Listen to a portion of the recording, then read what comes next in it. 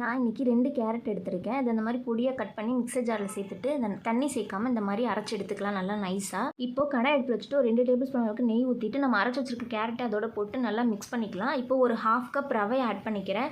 அதையும் போட்டு நல்லா மிக்ஸ் பண்ணிவிட்டு இப்போ 1 கப் அளவுக்கு பால் ஆட் பண்ணிக்கலாம். ரவை வெந்துடும், அதிலேயே போட்டு நல்லா மிக்ஸ் பண்ணிக்கலாம். ரவை நல்லா வெந்து இந்த மாதிரி வந்ததுக்கப்புறமா அடுப்பு ஆஃப் பண்ணிக்கலாம். இப்போது ஒரு 2 டேபிள் ஸ்பூன் அளவுக்கு தேங்காய் பவுடர், 2 டேபிள் ஸ்பூன் அளவுக்கு பால் பவுடர், கொஞ்சமாக பால் ஆட் பண்ணிவிட்டு நல்லா கையிலே மிக்ஸ் பண்ணி வச்சுக்கலாம். இந்த மாதிரி இருக்கும்.